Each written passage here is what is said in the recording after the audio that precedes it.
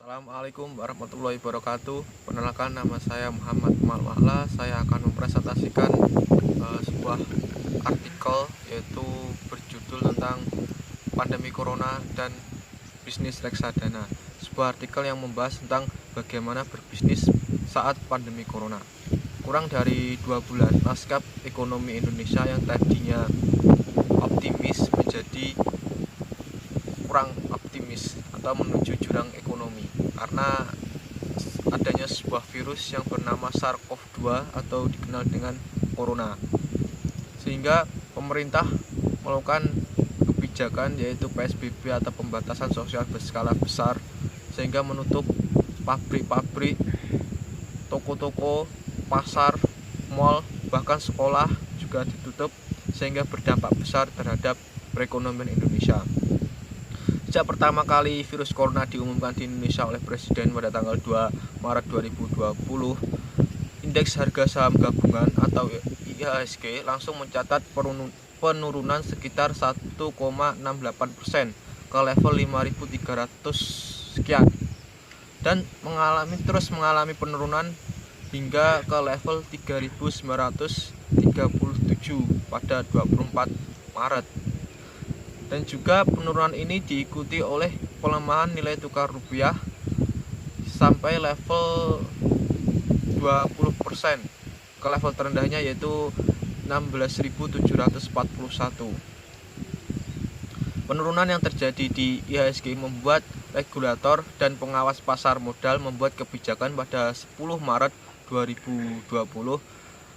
Bursa Efek Indonesia mengumumkan kebijakan yaitu penutupan penghentian perdagangan atau trading halt.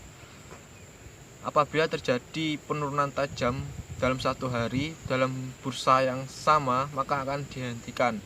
Berbagai cara yang dilakukan oleh OJK dan BI untuk menekan kepanikan massal.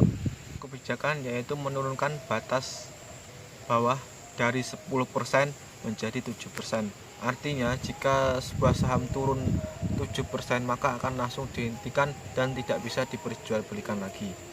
Hal ini dilakukan untuk mencegah aksi gelombang jual saham yang didorong oleh kepanikan pasar. Semua kebijakan telah dilakukan oleh OJK dan BI untuk menyembuhkan IHSG dari gejolak pandemi corona, namun seakan belum bisa menyelamatkan IHSG. Dan IHSG menyentuh level terendahnya yaitu 3.937, padahal di awal tahun 2020 IHSG berada di level 6.300-an. Sungguh penurunan jumlah yang sangat besar. Selanjutnya, dampak pandemi corona terhadap bisnis reksadana.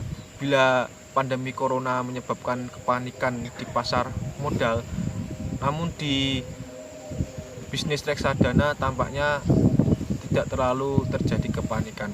Justru malah di reksadana tampak stabil dalam menghadapi gejolak pandemi corona. Sejak awal Maret 2020 atau sejak pertama kali kasus corona diumumkan di Indonesia, total nilai aktiva bersih atau NAB reksadana turun sekitar 8,5% atau di angka 480,7 triliun.